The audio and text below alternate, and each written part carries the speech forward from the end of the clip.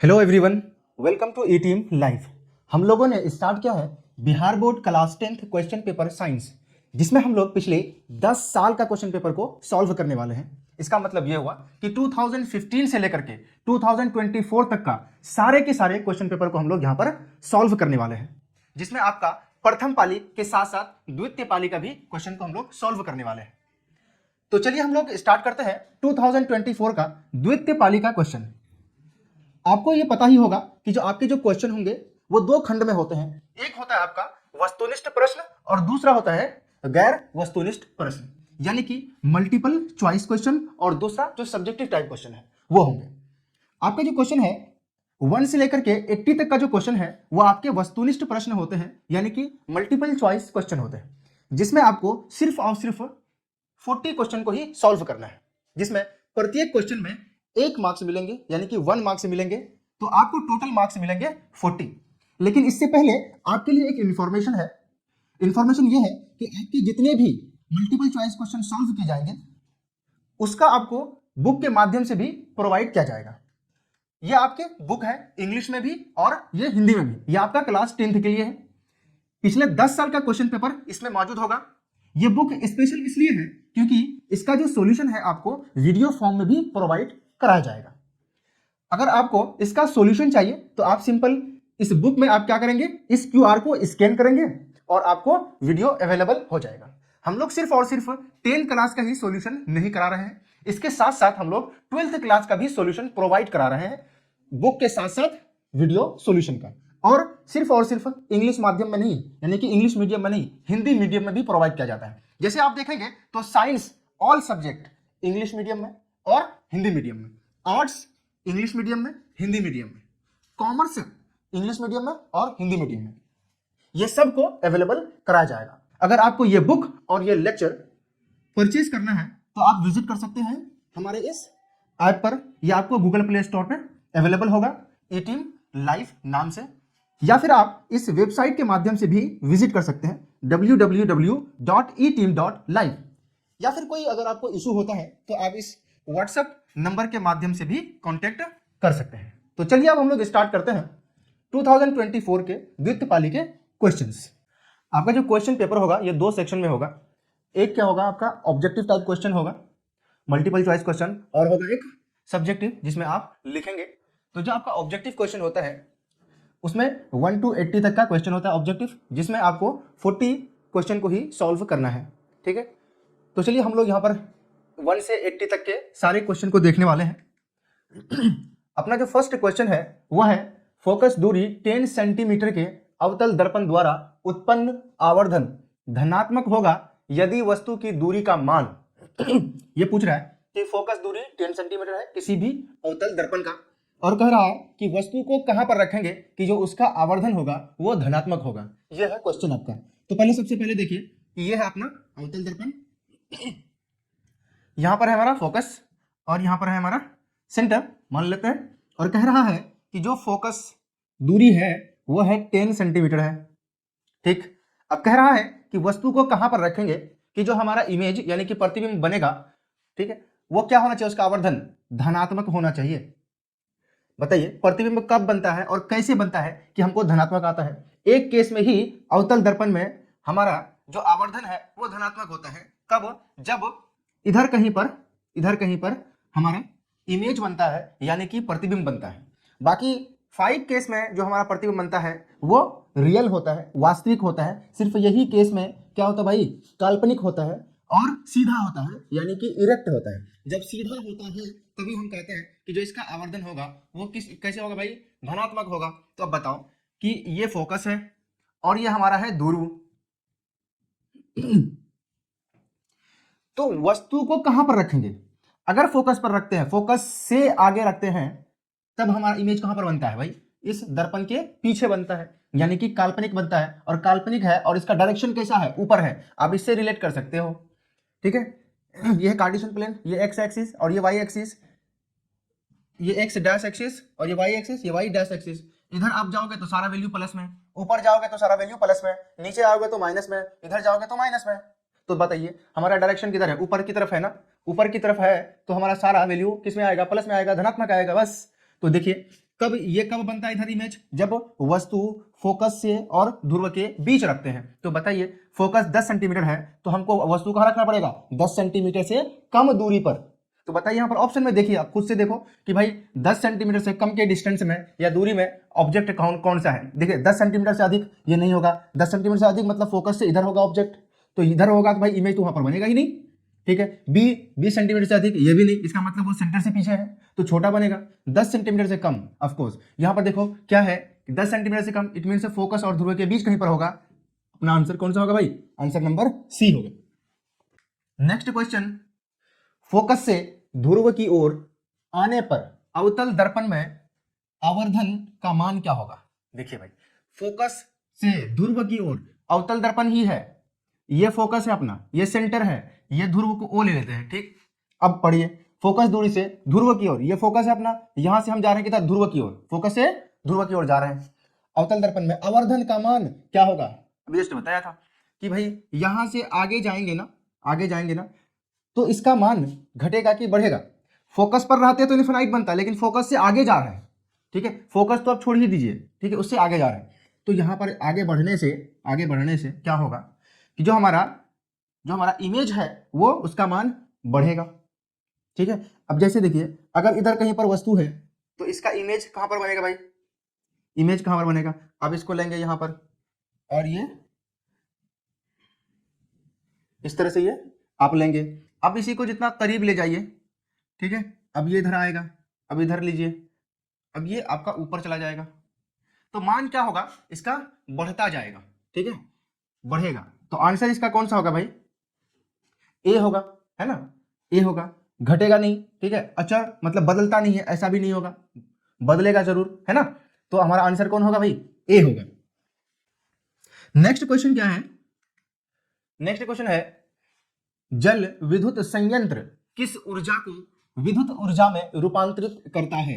जल संयंत्र, आप देखो भाई हम लोग क्या करते हैं, डैम में जो है, डैम में वाटर को यहां पर जमा रखते हैं, इधर समझिए क्या वाटर है, इधर वाटर है, ये डैम बनाया हुआ है, ठीक है, और ये कहीं से वाटर नीचे आ रहा है और यहाँ पर है हमारा टरबाइन लगा हुआ है, ठीक है, और यहाँ पे ऑफकोर्स मशीन वगैरह यहाँ पर लगाया हुआ है।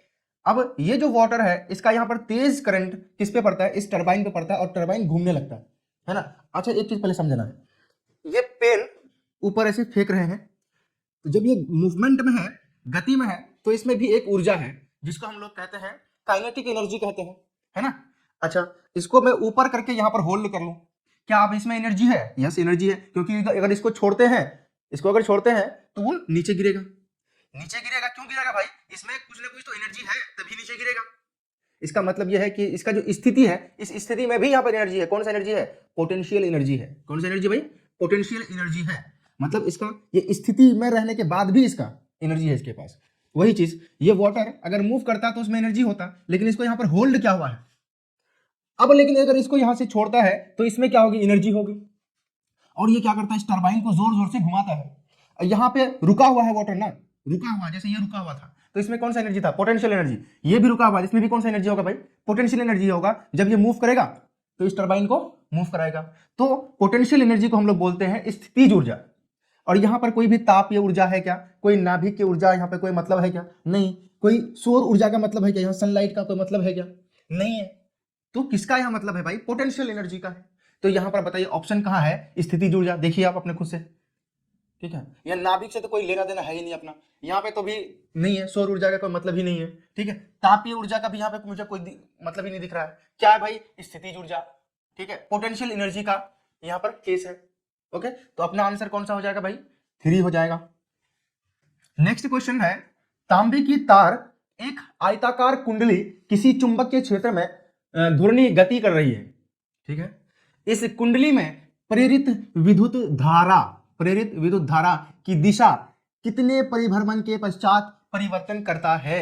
अच्छा आप लोगों ने magnetic effect of electric current वाले चैप्टर में देखे होंगे कि ये समझ लीजिए कि ये है अपना तांबे का एक कोई भी तार ले लीजिए, मतलब ठीक है, तांबे का तार, और इसके दोनों एरिया में ले लेते हैं हम लोग क्या, मैग्नेट ले लेते हैं, ठीक है, इधर ले लिया हम लोगों ने मैग्नेट ले लिया, अब इसमें जो विद्युत धारा की जो दिशा बदलेगी, प्रेरित विद्युत धारा की दिशा बदलेगी। आप लोगों ने वहां पर पढ़ा होगा कि भाई ये जब एक आधा चक्कर काटता है तो इसका डायरेक्शन चेंज होता है, धारा की दिशा चेंज हो जाती है ना। आप नोट से निकालेंगे तो वहां पे आपको दिखेगा ये चीज कि ये क्या हो रहा है कि आधा आधा सिर्फ और सिर्फ हाफ जैसे ही मूव करता है तो इनका जो दिशा है धारा का, विद्युत धारा का, वो बदल जाता है।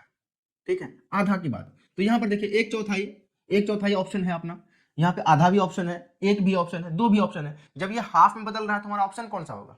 हाफ होगा, तो आंसर हमारा हो जाएगा बी। नेक्स्ट, एक अवतल दर्पण के प्रधान अक्ष पर चलती चींटी का प्रतिबिंब सीधा है तथा बढ़ता जा रहा है। पहले तो अवतल दर्पण एक बना लीजिए आप लोग। यह है अवतल दर्पण, एक इधर सेंटर है। अब कह रहा है कि अवतल दर्पण के प्रधान अक्ष पर चलती चींटी, ठीक है, प्रधान अक्ष पर कहीं पर चल रहा है चींटी ऐसे चल रहा है, ऐसे चल रहा है, ठीक है, कि उसका जो प्रतिबिंब है वो सीधा है। सीधा प्रतिबिंब कब बनता है? देखिए, जब अनंत पर वस्तु रहता है तो फोकस पर बनता है उसका इमेज, प्रतिबिंब, और जब सेंटर के पीछे होता है तो उसका इमेज कहां पर बनता है भाई? हमारा इसमें केंद्रक और फोकस के बीच बनता है। और जब सेंटर पर होता है तो सेंटर पर ही प्रतिबिंब बनता है, और जब सेंटर और फोकस के बीच होता है तो सेंटर के पीछे बनता है प्रतिबिंब। लेकिन जब फोकस पे होता है तो कहां पर बनता है भाई? फोकस से रहता है तो इन्फिनाइट पे बनता है। लेकिन इतना जितना केस का भी बात करें, ये सब में जो प्रतिबिंब है वो उल्टा बनता है, मतलब नीचे बनता है। सारा प्रतिबिंब किधर बनता है? नीचे बनता है, चाहे वो छोटा हो बड़ा हो। लेकिन एक केस है, जब चींटी फोकस से ध्रुव की ओर जाएगी तो उसका प्रतिबिंब सीधा बनेगा, यानी कि आगे बनेगा, इधर कहीं पर बनेगा। इसका प्रतिबिंब इधर कहीं पर बनेगा आगे, तभी तो सीधा कह रहा है। यहाँ पे प्रतिबिंब कैसा होना चाहिए? सीधा होना चाहिए। बाकी सब केस में उल्टा बनता है, सिर्फ यही केस में सीधा बनता है। और उसका जो प्रतिबिंब है वो बढ़ता जाएगा। क्या होगा भाई? बढ़ता जाएगा। तो चींटी की गति की दिशा बताइए। तो देखिएगा, ऑप्शन में आप खुद चूज करें कि फोकस से ध्रुव की ओर जाने पर उसका जो प्रतिबिंब है वो सीधा होगा तथा बढ़ता जाएगा। बताइए कौन सा ऑप्शन है? फोकस से वक्रता केंद्र की ओर? नहीं भाई, फोकस से वक्रता केंद्र की तरफ नहीं, सेंटर की तरफ नहीं जाएगा। नेक्स्ट, फोकस से ध्रुव की ओर, ऑफ कोर्स हमारा कौन सा आंसर होगा? बी। नेक्स्ट क्या है? ध्रुव से फोकस की ओर, नहीं भाई, इनमें से कोई नहीं। तो अपना ऑप्शन कौन सा होगा? बी होगा। ठीक है, आपको पहले ही समझा दिया गया कि कैसे इमेज का फॉर्मेशन होता है। नेक्स्ट है, आंख के लेंस की वक्रता त्रिज्या को नियंत्रित करता है। हमारा जो आंख है, जैसे ये है, आप समझ जाइए कि ये है अपना आंख, ये आंख है, ठीक है। अपना जो आंख है, आंख के लेंस की वक्रता त्रिज्या को नियंत्रित करता है। यह हमारा वक्रता त्रिज्या, इसको अगर आप इसे राउंडेड बना लो तो वक्रता त्रिज्या क्या है? मतलब कि इसको बड़ा करना, छोटा करना, ये किस पे डिपेंड होता है, ये पूछ रहा है। ठीक है, एक्चुअली लेंस है तो ये राउंडेड तो होगा नहीं। अगर ये लेंस ऐसे लूं, ठीक है, तो कह रहा है कि इसका इधर कहीं पर क्या होगा? इसका सेंटर होगा। मतलब इसको छोटा और बड़ा कौन करता है? हमारा आंख में ऐसा कौन सा अंग है, ठीक है, जो इसके साइज को बढ़ाता है, घटाता है, इसके आकार को बढ़ाता है, घटाता है? तो ये डिपेंड करता है, यहां पर जो मसल है, ये जो मसल है, इस पे ये मसल अगर ये अपने को सिकुड़ेगा तो इसका जो लेंथ है वो बढ़ेगा। अगर ये रिलैक्स होगा तो ये लेंथ क्या होगा भाई? छोटा होगा। जैसे अगर हम लोग अंधेरे में होते हैं तो हमारा जो आंख का साइज है वो होता है छोटा, ठीक है, ताकि जो है हमारा आंख के अंदर जो प्रकाश जाएगी वो कम जाएगी। ठीक है, यही धूप में चला जाता हूं, हम लोगों का आंख, अच्छा उल्टा बोल दिया मैं, ठीक है, अगर अंधेरे में आएंगे तो मेरा आंख का जो साइज है तो वो बड़ा होता है, क्योंकि यहाँ पे प्रकाश की कमी होती है, तो मुझे ज्यादा प्रकाश चाहिए देखने के लिए। जैसे बाहर जाते हैं वहां प्रकाश बहुत होता है, तो हमारा जो आंख का साइज है वो क्या होता है? छोटा हो जाता है। ठीक है, ताकि हमारे आंख में कम लाइट जाए। तो यह मेंटेन कर रखता है। ये कौन कर रखता है भाई इसके साइज को मेंटेन? तो ये मसल, इस मसल का नाम क्या है? पक्षमाभि पेशियां, मांसपेशियां। देखिए यहाँ पर कहा है दृष्टि पटल, नहीं भाई। उसके बाद परितारिका, ये भी नहीं। पुतली, ये भी नहीं। हमारा आंसर कौन है? पक्षमाभि मांसपेशियां। ठीक है भाई, पक्षमाभि मांसपेशियां। नेक्स्ट, कुछ बादलों का रंग उजला क्यों होता है? कुछ बादलों का रंग उजला क्यों होता है भाई? देखो, परावर्तन के कारण, पहला ऑप्शन है परावर्तन के कारण। परावर्तन कब होता है? उसके सरफेस से जब प्रकाश टकरा कर दूर आती है, ठीक है, तो वो होता है परावर्तन। क्या बादल का उजला दिखना परावर्तन का कारण है? तो बादल का एक्चुअल फॉर्म दिखना चाहिए ना भाई, बिल्कुल नहीं। अब क्या अवशोषण के कारण, क्या वो अवशोषित कर लेता है इसलिए दिखता है? क्या प्रकीर्णन के कारण, क्या अपवर्तन के कारण? अपवर्तन मीन से डायरेक्शन चेंज कर लिया, मतलब एक मीडियम से दूसरे मीडियम में लाइट जा करके वो पास कर रहा है, क्या ये कारण है? आप लोगों ने भी पढ़ा होगा, याद करिए कि जब सनलाइट ऊपर से आता है, क्या वो सीधा हमारे आंख तक पहुंच जाता है?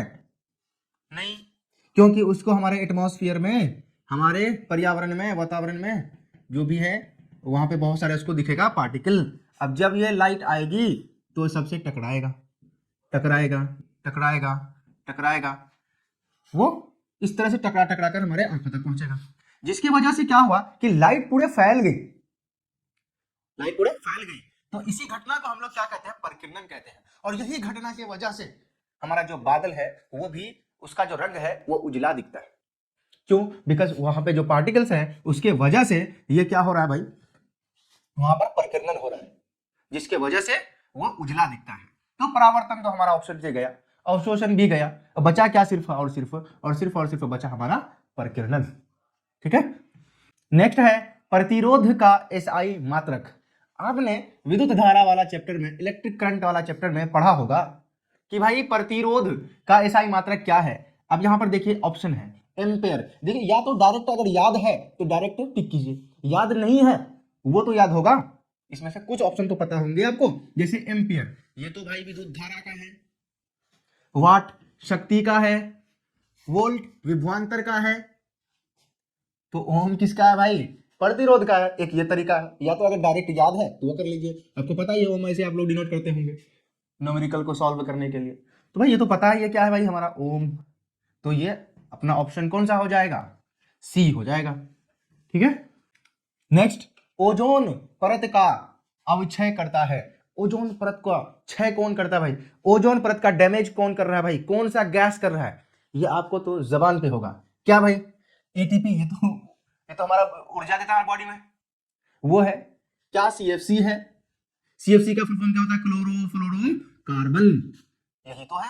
क्लोरोफ्लोरोकार्बन की वजह से ही ओजोन का जो लेयर है वो धीरे धीरे उसका अवक्षय होता जा रहा है। ठीक है, तो देखो भाई, अगर ऑप्शन आपको नहीं पता तो आप पहले जाओ एलिमिनेट करने, उसमें से कुछ तो पता होगा, कोई तो ऑप्शन पता होगा, जो पता होगा उसको आप पहले कर दो भाई ये इसका आंसर है कि नहीं, वो किसका आंसर है। ठीक, जैसे एटीपी के लिए ले लीजिए, एटीपी तो मुझे पता है हमारा बॉडी को ऊर्जा देता है, ठीक है, तो ये तो होगा होने से रहा। ठीक है, तो हमारा ऑप्शन कौन है भाई इसमें? बी है, बी। ठीक, नेक्स्ट, निम्नलिखित जीवों में किसमें अलैंगिक जनन मुकुलन द्वारा होता है? अलैंगिक जनन किसके द्वारा? मुकुलन के द्वारा। आप लोगों ने इसके कई टाइप पढ़ा होगा अलैंगिक जनन का, एक खंडन पढ़ा होगा, मुकुलन पढ़ा होगा, वेजिटेटिव कायिक प्रवर्धन पढ़ा होगा। अब उसके बाद आप लोगों ने और भी क्या पढ़ा था भाई? फ्रैगमेंटेशन पढ़ा था। ठीक है, ये सब देखा था हम लोगों ने। तो चलिए चेक करते हैं। पहला दो ऑप्शन था, या तो अगर ऑप्शन पता है तो डायरेक्ट टिक कीजिए, नहीं पता तो उसको एलिमिनेट कीजिए। जैसे प्लाज्मोडियम, इसमें तो विखंडन होता था भाई। अमीबा, इसमें भी विखंडन होता था। लेशमानिया, इसमें भी विखंडन होता था। तो बता बचा कौन? बचा कौन? यीस्ट बचा, यीस्ट बचा। तो आंसर अपना कौन होगा? यीस्ट होगा। इसी में होता है क्या? मुकुलन। ठीक है, तो या तो पहले एलिमिनेट कर लो भाई, ये तीनों एग्जांपल एक का है, क्या भाई? खंडन का है। ठीक है, खंडन का है। कहीं इस दोनों में क्या होता है? टूटकर दो पार्ट में बदलता है, इसमें मल्टी मतलब कई। ठीक है, कई पार्ट में बदलता है, तो भाई इसका ऑप्शन क्या होगा? यीस्ट होगा। ठीक, तो चलिए भाई इसको कीजिए। चलिए, अपना नेक्स्ट क्वेश्चन है, पादप हार्मोन का एक उदाहरण है, इसमें से बताना है कि पादप हार्मोन कौन सा है। भाई IAA क्या होता है? यह तो है indole 3 acetic acid, indole 3 acetic acid. और ये ACH क्या है भाई? ACH क्या है? एसिटाइल कोलिन है, एसिटाइल कोलिन। उसके बाद आप देखिए TSH, thyroid stimulating hormone, thyroid stimulating hormone. CTH, इसका फुल फॉर्म बहुत लंबा चौड़ा है क्या भाई? इसका है एड्रीनोकॉर्टिकोट्रोपिक हार्मोन,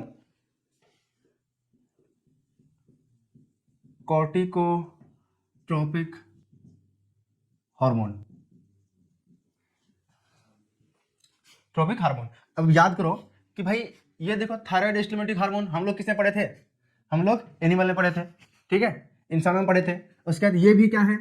ये भी अपना प्लांट हार्मोन नहीं है, ठीक है। उसके बाद देखिए एसिटाइल कोलिन, ये भी नहीं है, ये भी हम लोगों ने पढ़ा था, है ना, कि भाई ये किस में पाया जाता है? ये एनिमल में, ह्यूमन में पाया जाता है। उसके बाद देखिए IAA, जब ये तीनों ही नहीं है, ये तीनों ही नहीं है, तो होना कौन सा चाहिए भाई?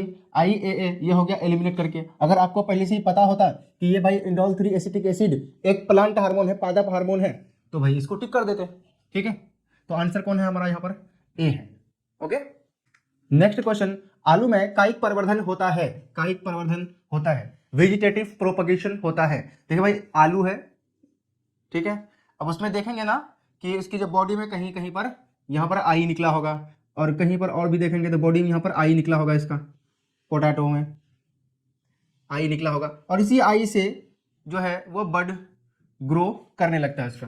तो वो है क्या भाई? ये है उसका तना, स्टेम है, क्या उसका स्टेम है। तो भाई कौन से पार्ट से ग्रो हो रहा है? इसके स्टेम से ग्रो हो रहा है। तो अब ऑप्शन ढूंढिए यहाँ पर। जड़ तो होगा नहीं, बीज के द्वारा होगा नहीं, यहाँ पर बीज की कोई बात ही नहीं है, ठीक है। फल के द्वारा नहीं भाई, तो है कौन? तना के द्वारा, अभी जस्ट बताया, ये इसका क्या है? स्टेम है, तना है ना, इससे ग्रो कर रहा है। नेक्स्ट, हाइड्रीला पाया जाता है। हाइड्रीला एक ऑर्गेनिज्म है, एक जीव है जो क्या होता है? एक्वेटिक होता है। क्या होता है? एक्वेटिक, यानी कि ये जल पानी में पाया जाता है, मौजूद होता है, ठीक है। ये मृदा में मौजूद नहीं होता है, तो सॉइल में तो ये होगा नहीं, ठीक है। और ऊपर जब है नहीं, ये एक्वेटिक है, तो भाई दूसरा ऑप्शन सारे क्या होंगे? हमारे गलत होंगे। तो आप यहाँ पर ढूंढिए कहाँ पर है भाई। पहला ही ऑप्शन अपना क्या है? जल है, ठीक है। मृदा में ये रहता नहीं, वृक्ष पर ये रहता नहीं, और ये तो पहले से ही दिया, इनमें से कोई नहीं, तो ये ऑप्शन तो मेरा होने से रहा, ठीक है। तो कौन सा ऑप्शन है इसमें भाई? जल है, ठीक है। कुछ क्वेश्चन आपके डायरेक्ट होते हैं, जैसे आप यहाँ पर, ये क्या आपका डायरेक्ट क्वेश्चन है। नेक्स्ट है स्वस्थ व्यक्ति का सिस्टोलिक रक्तचाप। जो अपना रक्तचाप होता है, रक्तचाप, ठीक है। रक्तचाप एक स्वस्थ आदमी का क्या होता है भाई? 120 120/80 mmHg, ठीक है। ये होता है एक नॉर्मल आदमी का रक्तचाप होता है ना। तो ऊपर वाले को हम लोग बोलते हैं, ऊपर वाले को बोलते हैं सिस्टोलिक प्रेशर। क्या बोलते हैं भाई? सिस्टोलिक, सिस्टोलिक रक्तचाप। और नीचे वाले को बोलते हैं हम लोग डायस्टोलिक, टॉलिक रक्तचाप। अब देखिए क्वेश्चन पढ़िए। रक्तचाप समझ गए कि भाई क्या होता है? इसका वैल्यू 120/80 होता है, 120/80 होता है mmHg। तो अब ऊपर देखिए स्वस्थ व्यक्ति का सिस्टोलिक, सिस्टोलिक प्रोसेस, ये रक्तचाप देखिए, सिस्टोलिक रक्तचाप कितनी है? 120, 120 mmHg है। ऑप्शन ढूंढिए। 140 नो, 140 तो यहाँ पर है ही नहीं, 100 नहीं है, 120 यस, 80 है, लेकिन ये कौन सा है? डायस्टोलिक रक्तचाप है। तो याद रखना कि इसमें कंफ्यूज नहीं होना है। अगर ये पूछा है तो मे बी नेक्स्ट टाइम ये पूछ सकता है, ठीक है। इसलिए इसमें कंफ्यूजन नहीं होना चाहिए नेम में। ऊपर वाले को हम लोग बोलते हैं सिस्टोलिक, नीचे वाले को हम लोग बोलते हैं डायस्टोलिक, ठीक है। तो हमारा आंसर कौन होगा भाई? बी होगा, तो डी भी नहीं होगा। ओके, नेक्स्ट, उभयलिंगी जीव। उभयलिंगी जीव पहले समझते हैं, फिर ऑप्शन देखेंगे भाई। उभयलिंगी जीव किसको कहते हैं? हार्माफ्रोडाइट, हार्माफ्रोडाइट, हार्माफ्रोडाइट कहते हैं एक ही जीव में दोनों ही अंग मौजूद हो, ठीक है। मतलब मेल वाली भी और फीमेल वाली भी, ठीक है। तो देखिए भाई मनुष्य में दोनों होता है का? नहीं। बकरी ये भी एनिमल है, नहीं होगा। मछली इसमें भी नहीं होता, आपको पता ही है, कि मेल और फीमेल उसमें भी होता है, नर और मादा उसमें भी होता है। तो पहले तो ये डायरेक्ट आ गया किसमें भाई, हाइड्रा में। ठीक है, हाइड्रा आपको पता है कि ये एसेक्सुअल रिप्रोडक्शन करता है, अलैंगिक जनन करता है। ठीक है, मतलब ये अकेला माता पिता है जो अपने संतानों को जन्म देता है। ठीक है, तो भाई ऑप्शन कौन होगा, ऑप्शन होगा अपना ए। ठीक है, तो बहुत बेहतरीन तरीका है कि आप एलिमिनेट भी कर सकते हो। अगर आपको पहले 4 ऑप्शन है, 3 पता है, अगर उसको आपको पता है एलिमिनेट कर सकते हो तो चौथा ऑटोमेटिक होगा, या आपको चौथा पता है तो एलिमिनेट करने की क्या जरूरत है। लेकिन फिर भी जब आप बैठते हो एग्जाम में तो आपको सारे ऑप्शन को पढ़ने चाहिए। ठीक है, तो इसका ऑप्शन कौन हुआ भाई, ए हो गया। नेक्स्ट, मछली में शोषण होता है, मछली में शोषण होता है। अब बता भाई, फिश जो है अपना, फिश आपने देखा होगा कि जो फिश है भाई उसके पास होता है यहाँ पर क्या होता है, गिल्स होता है, गिल्स, उसी के माध्यम से वो सांस लेता है। ठीक है, तो भाई शोषण किसके थ्रू करता है, गिल्स के थ्रू करता है। कौन, मछली। जैसे हम लोग किससे भाई, लंग्स से, मछली गिल्स से। ठीक है, अर्थवर्म मॉइस्ट स्किन से, है ना। तो देखिए, फिश मुंह से नो, नाक से नो, फेफड़े से नो, फेफड़े से तो हम लोग करते हैं भाई, नाक से भी। अब बचा कौन सा, सिर्फ और सिर्फ बचा बी, तो ऑप्शन कौन सा होगा, गिल्स से। नेक्स्ट क्वेश्चन, किलोवाट आवर मात्रक है, किसका मात्रक है, किलोवाट आवर किसका मात्रक है। जो पता आपको पहले उसको देखिए। समय पता आपको, इसका क्या होता है भाई, सेकंड होता है। द्रव्यमान पता है आपको, क्या होता है इसका, मास होता है, एम होता है, ए केजी होता है। ठीक है, तो बीसी खत्म, बीसी खत्म, बचा कौन, जूल बचा और शक्ति बचा। इसका क्या होता है भाई, वाट। ठीक है, जूल पर सेकंड। अब यहां पर क्या है, जूल। तो किलो वाट आर जो है आपका वो किसका होता है भाई, ऊर्जा का यूनिट है। ठीक है, किसका यूनिट भाई, ऊर्जा का। ठीक, तो यहां पर ऑप्शन आपका कौन सा होगा, ऊर्जा का होगा। ठीक है, ये क्वेश्चन तो डायरेक्ट है, आप जब पढ़ोगे चैप्टर में ना तो आपको इजीली याद रह जाएगा ये। ठीक है, कोई बड़ी बात है नहीं। मानव की आंख में प्रवेश करने वाले प्रकाश की मात्रा को नियंत्रित किया जाता है। प्रकाश की मात्रा कितना आंख में जाएगा उसको नियंत्रित कौन करता है, ये क्वेश्चन पूछ रहा है। ठीक है, हमारे सबसे ऊपर का लेयर आंख का कौन होता है भाई, हमारा कॉर्निया होता है। ठीक है, उसके बाद देखेंगे जो ब्लैक ब्लैक बाहर वाला जो पार्ट है वो क्या है हमारा भाई, वो हमारा परितारिका है। ठीक है, अब उसके बाद जो छोटा वाला पार्ट है वो हमारा क्या है भाई, पुतली है। ठीक है, अब फिर देखिए पक्षमाभी पेशी द्वार, अभी क्वेश्चन सॉल्व किया था जिसमें एक आंसर मेरा क्या था, पक्षमाभी पेशी था। ठीक है, मांसपेशी था। तो क्या भाई इसमें से ऑप्शन कौन सा होगा, ये तो लेंस के साइज को बदलता है ना। ठीक है, और अंदर जो प्रकाश जाने देता है वो कौन है भाई, इसमें कॉर्निया सबसे ऊपर का लेयर है। ठीक है, जिससे लाइट पास करता है। ठीक है, और उसके बाद बी जो है ये तो हुआ नहीं क्योंकि ये लाइट पास करने देता है, अपना सबसे ऊपर वाला लेयर है। उसके बाद नेक्स्ट है क्या, पुतली, ये वही छोटा वाला पार्ट है जिधर से लाइट एंट्री करता है। तो वो किस पे डिपेंड है भाई, वो पुतली पर डिपेंड है, ऑप्शन यही होगा। ठीक है, फिर भी देख लीजिए नेक्स्ट क्या, परितारिका, ये बड़ा वाला पार्ट। ठीक है, ये तो आपको पहले ही बता दिया, ये भी नहीं होगा क्योंकि ये लेंस के साइज को घटाता बढ़ाता है। तो ऑप्शन मेरा अपना कौन बनने जा रहा है भाई, वो अपने बनने जा रहा है बी। ठीक है,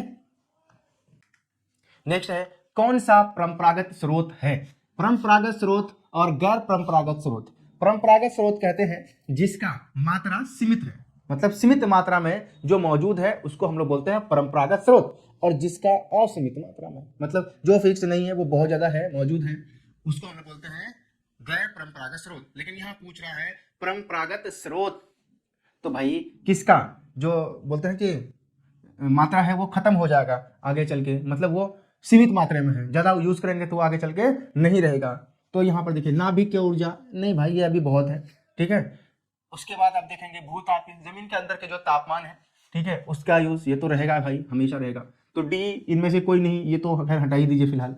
ठीक है, पहले इसको डिसाइड करेंगे ये है कि नहीं है, तब उस पर जाएंगे। आइए बायोगैस, बायोगैस जैव मात्रा, ये तो भाई सीमित मात्रा में मौजूद है। जब सीमित मात्रा में मौजूद है तो ये हमारा कौन सा स्रोत है भाई, हमारा स्रोत है, ये परंपरागत स्रोत है। तो ऑप्शन कौन होना चाहिए, सी होना चाहिए। ठीक है, नेक्स्ट है किसी कोश में इलेक्ट्रॉनों की अधिकतम संख्या होती है। किसी कोश में कितना इलेक्ट्रॉन होता है उसको जानने के लिए एक फॉर्मूला होता है। जैसे अगर आपका ये न्यूक्लियस है किसी भी परमाणु का और ये है उसका ऑर्बिट जहां पर इलेक्ट्रॉन मूव करता है, इलेक्ट्रॉन मूव करता है, इलेक्ट्रॉन मूव करता है, इलेक्ट्रॉन मूव करता है, इसमें इलेक्ट्रॉन मूव करता है। तो हम लोग सेल को डिनोट करते हैं n से, ये n1 हो गया, ये n2 हो गया, ये n3 हो गया, ओके, या k हो गया, l हो गया, m हो गया, n हो गया, ऐसे आते रहेगा। तो सभी जितने भी ऑर्बिट हैं सबका लिमिटेशन होगा कि कौन किसके पास कितना ज्यादा इलेक्ट्रॉन हो सकता है और उससे ज्यादा इलेक्ट्रॉन वो नहीं रख सकता। उनकी जो कैपेसिटी है उससे बाहर का इलेक्ट्रॉन वो नहीं रख सकता, और ये भी नहीं कि वो अपना ऑर्बिट में इलेक्ट्रॉन नहीं रखेगा। ठीक है, तो इसको जानने के लिए एक फॉर्मूला होता है 2n स्क्वायर का। तो आप ऑप्शन ढूंढिए कि भाई कौन सा ऑप्शन है 2n स्क्वायर, 4n स्क्वायर नहीं, 3n square no, 2n square yes, C हमारा हो जाएगा आंसर, डी भी नहीं है। ठीक है, तो किस ऑर्बिट का कैपेसिटी कितनी है, कितना इलेक्ट्रॉन वो रख सकता है अपने ऑर्बिट में, उसको जानने के लिए फॉर्मूला होता है 2n का स्क्वायर। ठीक है, n क्या है, n है नंबर ऑफ ऑर्बिट, कौन सी ऑर्बिट की बात कर रहे हैं। नेक्स्ट क्वेश्चन है कौन सा हाइड्रोकार्बन सबसे सरल यौगिक है, सबसे सरल यौगिक है।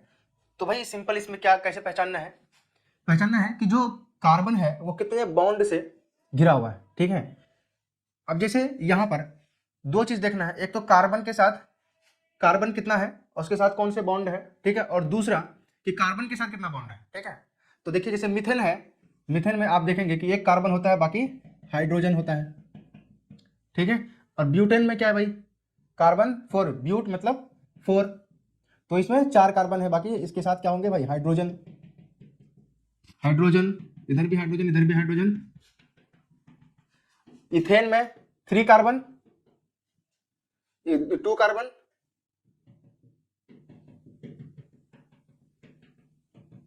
ठीक है भाई। प्रोपेन में यहां पर आपको कितना दिखेगा भाई, यहां पर आपको 3 दिखेगा।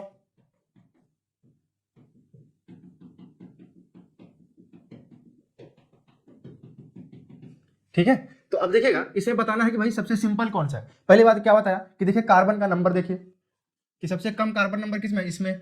ठीक है, और दूसरा देखना है बाउंड, पहले ही मुझे मिल गया कि इसमें कार्बन सिर्फ सिंगल है, बाकी सब में एक से ज्यादा है। ठीक है, अगर सब में सेम रहता तो हम लोग फिर देखने जाते बॉन्ड, लेकिन यहाँ सब क्या है भाई, सिंगल सिंगल बॉन्ड से है, तो हमारा सबसे सिंपल क्या हो जाएगा, मीथेन हो जाएगा। ठीक है, तो आंसर कौन सा होगा भाई, मीथेन। ठीक है,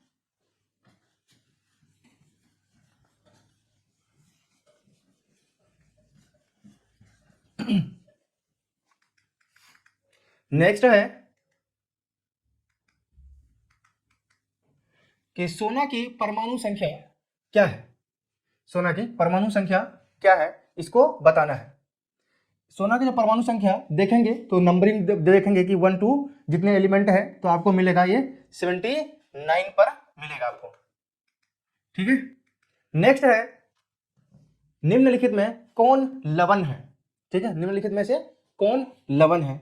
देखो भाई आपको पता ही है जहां पे हाइड्रोजन आयन होगा भर भर के, ठीक है, वो क्या होगा अपना, वो अपना होगा एसिड, तो ये नहीं। ठीक है, उसके बाद जहां भी आप OH आयन देखो तो भाई आपको समझना है कि मैक्सिमम केस में क्या होगा, वो हमारा बेस होता है, और जब एसिड और बेस का रिएक्शन होता है तो बनता क्या है, सॉल्ट बनता है, यानी कि लवण बनता है। तो इसमें दोनों में से कोई एक पार्ट यहां पर मौजूद होगा। ठीक है, तो इसमें जो अपना है वो क्या होगा भाई, K2SO4। ठीक है, जैसे potassium sodium chloride, potassium chloride, calcium chloride, उसका देखिए आप यहाँ पोटेशियम सल्फेट। ठीक है, ये सारे आपके एग्जाम्पल हैं किसके, लवण के। ठीक है, किसके हैं, लवण के हैं। ठीक है,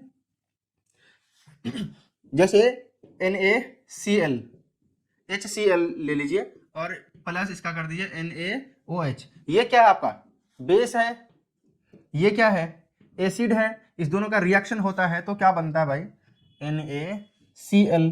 तो एक का फर्स्ट और दूसरे का सेकंड, ठीक है। तो दोनों में से किसी एक का फर्स्ट यहां पर आपको दिखेगा, ठीक है, दोनों में से किसी एक का फर्स्ट पार्ट यहां पर आपको दिखेगा, ठीक है। तो यहां पर ऑप्शन मेरा कौन सा है भाई, अपना डी ऑप्शन है। ओके, नेक्स्ट क्वेश्चन, पौधे के वायवीय भागों से जल का स्टोमाटा द्वारा वाष्प के रूप में निष्कासन कहलाता है। जो लीफ होता है अपना, लीफ पे है ना मौजूद होता है स्टोमाटा, ठीक है, और ये घिरा होता है ऐसे गार्ड सेल के माध्यम से, ठीक है। तो वहां से क्या होता है कि जो वाटर है वो बाहर निकलता है, ठीक है, बाहर निकलता है, ठीक है, और वो इवापोरेट हो जाता है, ठीक है, वाष्प में बदल जाता है। तो इस प्रक्रिया को कहते हैं हम लोग वाष्पोत्सर्जन कहते हैं। क्या कहते हैं, वाष्पोत्सर्जन, ठीक है, वाष्पोत्सर्जन। तो ये कैसे हुआ भाई, यहां से ये इवापोरेट हुआ है ना, इवापोरेट हुआ है। और यहां पर ऑप्शन देखिए क्या क्या है, परासरण, परासरण नहीं, परासरण क्या होता है, गमन होता है भाई, एक जैसे कोई भी सेल है, ठीक है, इससे इस पार में आना, ठीक है। नेक्स्ट ऑप्शन आपका ऑलरेडी यहां पर दिया हुआ है तो इतना दिमाग लगाने की जरूरत है नहीं, तो हो जाएगा वाष्पोत्सर्जन हो जाएगा, ठीक है। तो आंसर कौन होगा भाई इसमें, वाष्पोत्सर्जन। नेक्स्ट है, बाघ उपभोक्ता है, कौन सा है, प्रथम, द्वितीय पोषी स्तर, तृतीय पोषी स्तर, इसमें से कोई नहीं। तो जो बाघ है अपना, पहला कौन हो गया, प्रोड्यूसर, उपभोक्ता, है ना, उपभोक्ता हो गया। उपभोक्ता पे डिपेंड है कौन, मान लेते हैं कि हिरण है। ये कौन हो गया भाई, प्रथम पोषी हो गया, प्रथम पोषी। इसके बाद कौन सा आ जाएगा, फॉक्स आ सकता है, ठीक है। ये इसको अपना टारगेट बनाता है, और इस दोनों को अपना टारगेट कौन बना सकता है भाई, वो है बाघ। तो बाघ कितने नंबर पे आया, 1 2 3, तो ये हो गया अपना तृतीय पोषक स्तर, ठीक है। नेक्स्ट, मानव का उद्भव स्थान, जो मानव का कहता है कि ओरिजिन, ठीक है, उद्भव हुआ, वो हुआ अफ्रीका से। कहां से भाई, अफ्रीका से। जो पुराने ट्रेसेस मिले हैं वो कहां से पता चलता है, अफ्रीका से पता चलता है, ठीक है। नेक्स्ट है, कर्माकुंचन गति पाई जाती है, पेरिस्टाल्टिक, पेरिस्टाल्टिक मूवमेंट, इसकी गति पाई जाती है कहां पर भाई, जो हमारा फूड खाते हैं माउथ से, जो ये ऐसे ऐसे नीचे जाता है फूड पाइप से, ठीक है, वो जो मूवमेंट हो रहा है वो कैसे हो रहा है, मूवमेंट इस तरह से रहता है। वो जैसे ही फूड यहाँ पर आया तो इधर सिकुड़ जाएगा, फूड नीचे गया फिर वहां पे सिकुड़ जाएगा, फूड नीचे फिर वहां सिकुड़ जाएगा, ऐसे ही उसको नीचे मूव कराता जाता है, ठीक है। तो भाई, तो ऑप्शन क्या होगा, इसको क्या बोलते हैं भाई, ग्रास नली बोलते हैं। क्या बोलते हैं भाई, ग्रास नली बोलते हैं फूड पाइप। तो देखिए ऑप्शन में आपको ग्रास नली दिख रहा होगा। अग्न्याशय में इसका क्या काम भाई, कोई काम नहीं, वहां पे कोई मूवमेंट इसका होता नहीं, ठीक है। तो हमारा ऑप्शन कौन है भाई, बी ऑप्शन है, ग्रास नली ऑप्शन है, ठीक है, ग्रास नली ऑप्शन है। छोटी आंत में भी मूव होता है, ठीक है, छोटी आंत में भी मूवमेंट होता है फूड का ऐसे ही, लेकिन जब मेरे पास ऑप्शन बी है, ग्रास नली है, तो वही ग्रास नली में टिक करूंगा, ठीक है। नेक्स्ट क्वेश्चन, खुला परिवहन तंत्र पाया जाता है। खुला परिवहन तंत्र मतलब ये कि ब्लड फ्लो करता है जैसे हमारा बॉडी में, वो किसके थ्रू करता है भाई, ब्लड वेसल्स के थ्रू, रक्त वाहिका के थ्रू। ये कह रहा है ऐसा कौन सा जीव है इस चार ऑप्शन में से जिसमें जो ब्लड फ्लो होता है ना, ब्लड एक जगह से दूसरी जगह जाता है, वो रक्त वाहिका से नहीं जाता है, रक्त वाहिनी से नहीं जाता है। मनुष्य में तो आपको पता ही है जाता है, तो ये ऑप्शन गलत। बिल्ली में भी जाता है भाई, इसमें भी होता है, अट्री वेन होता है ना, रक्त वाहिका होता है। कबूतर में भी होते हैं, तो ये भी ऑप्शन से रहने से रहा, तितली, ये अपना ऑप्शन हो जाएगा, ठीक है। अपना ऑप्शन क्या होगा भाई, तितली में।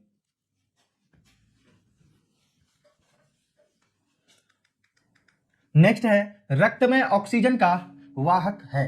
रक्त में ऑक्सीजन का वाहक, रक्त में ऐसा क्या है जो ऑक्सीजन को ढोता है, कैरी करता है, वो क्या है भाई, आपको पता ही होगा बहुत बेहतरीन तरीके से। ब्लड में एक चीज होता है, रक्त में, जो है हीमोग्लोबिन, जो ऑक्सीजन को लेकर जाता है सेल से सेल तक। ठीक है, तो वसा तो होगा नहीं, हार्मोन नहीं भाई, हार्मोन नहीं लेके जाता किसको, ऑक्सीजन को, है ना, हार्मोन ऑक्सीजन को लेकर नहीं मूव करता, हीमोग्लोबिन लेकर के जाता है। ठीक है, कार्बोहाइड्रेट भी नहीं, कार्बोहाइड्रेट भी नहीं, कार्बोहाइड्रेट तो मूव करता है बाजबता। ठीक है, जिस तरह ऑक्सीजन जाता है उसी तरह एनर्जी भी हमारा बॉडी में जाएगा। कौन ले जाएगा उसको भाई, ब्लड के थ्रू जाएगा। ठीक है, तो ऑप्शन कौन होगा यहाँ पर, हीमोग्लोबिन। ठीक है, अपना नेक्स्ट क्वेश्चन है, मानव में ऑटोसोम की जोड़ियों की संख्या कितनी है। देखिए, हमारे मानव में जो क्रोमोसोम होता है उसके कितने पेयर होते हैं भाई, गुणसूत्र, गुणसूत्र 23 पेयर होते हैं, गुणसूत्र के 23 पेयर होते हैं। टोटल कितने होते हैं भाई, 46 होते हैं, है ना। तो 23 पेयर में जो 22 पेयर होता है वो होता है ऑटोसोम। क्या होता है भाई, ऑटोसोम। और जो 1 पेयर होता है वो होता है हमारा एलोसोम। एलोसोम, एलोसोम ये डिसाइड करता है लिंक को, कि ये मादा होगा या नर होगा, या सिंपल कह सकते हैं कि एक जोड़े जो है, एक पेयर जो है वो है सेक्स हार्मोन, सेक्स से रिलेटेड है, सेक्स क्रोमोसोम है, सेक्स क्रोमोसोम है। बाकी जो 22 है वो ऑटोसोम है, वो आई के लिए हो सकते हैं, हेयर के लिए हो सकते हैं, और चीजों के लिए हो सकते हैं। ठीक है, तो बताइए यहाँ पर क्या पूछा है, ऑटोसोम पूछा है। ठीक है, दो होता है ऑटोसोम और एलोसोम। ऑटोसोम कितने हैं, 22, तो आंसर कौन सा होगा, 22। ठीक है, सिंपल था। नेक्स्ट है, प्रकाश संश्लेषण के लिए दृश्य प्रकाश स्पेक्ट्रम का सबसे प्रभावी रंग। देखिए, सबसे प्रभावी रंग वो होता है जिसका तरंग दैर्घ्य सबसे ज्यादा होगा। ठीक है, जिसका तरंग दैर्घ्य सबसे ज्यादा होगा। आप लोगों ने देखा होगा स्पेक्ट्रम में जो सबसे कम मुड़ता है, ठीक है, वो क्या था भाई, सबसे ज्यादा प्रभावी था। सबसे कम मुड़ने वाला कौन था, तो लाल कलर था। ठीक है, तो लाल होगा इसमें ऑप्शन आपका ए। ठीक है, आप इसको यहां पर भी देखे होंगे प्रिज्म में कि जैसे ही लाइट पास करती है तो अपवर्तन के पश्चात जो रेड है वो कम मुड़ता है, बाकी सब इस तरह से ज्यादा ज्यादा मुड़ता जाता है। अपना नेक्स्ट क्वेश्चन है, आवर्त सारणी के किसी समूह, देखिए समूह और आवर्त, इस दो चीज में कंफ्यूज नहीं होना है। ठीक है, क्या है देखिएगा, ये इस तरह का कुछ आपका जो है पीरियडिक टेबल होता है। ठीक, आवर्त सारणी होता है। ठीक, क्या बोलते हैं भाई इसको, आवर्त सारणी बोलते हैं। ऊपर से नीचे आते हैं ना, तो इसको हम लोग बोलते हैं समूह, यानी कि ग्रुप बोलते हैं।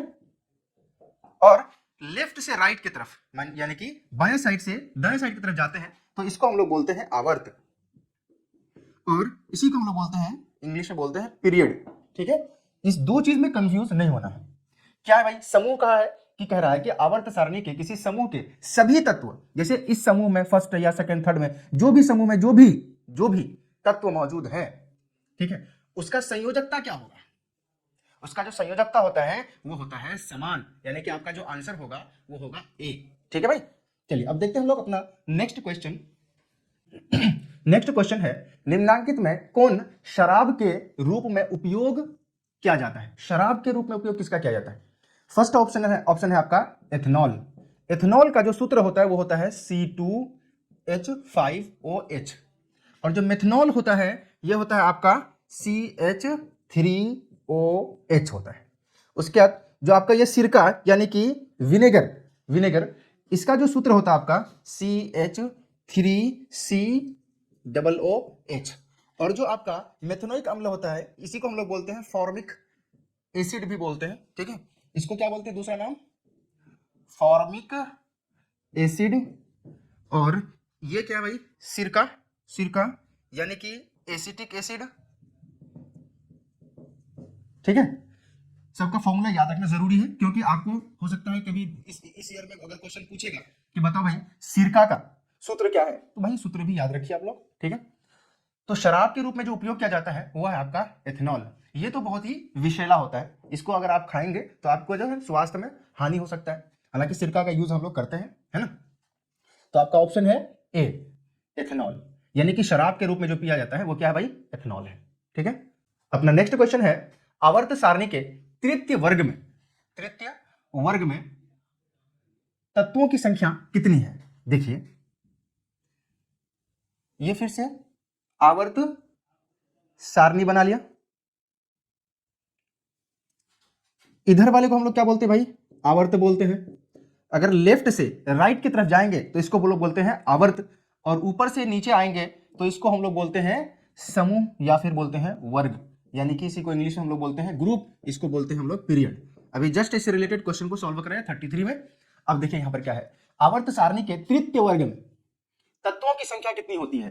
तृतीय 1 2 3 जो थर्ड में जो है उसमें कितने तत्व होते हैं, थर्ड में जो रो में तत्व होते हैं वो होते हैं टोटल 32 होते हैं। अच्छा देखिए यहां पर आपका ऑप्शन ही नहीं है, ठीक है, यहां पर आपका ऑप्शन नहीं है, ठीक है, तो यहां पे ऑप्शन है ही नहीं, तो आपका एक्चुअली आंसर कितना होना चाहिए भाई, 32 होने चाहिए, ठीक है। अच्छा अच्छा, अगर यहां पे ऐसा कोई ऑप्शन है, अगर क्वेश्चन को मान लो यहां पे चेंज कर दूं, वर्ग के जगह पर अगर मैं लिख दूं आवर्त, आवर्त, तब आपका ऑप्शन हो जाएगा डी 8।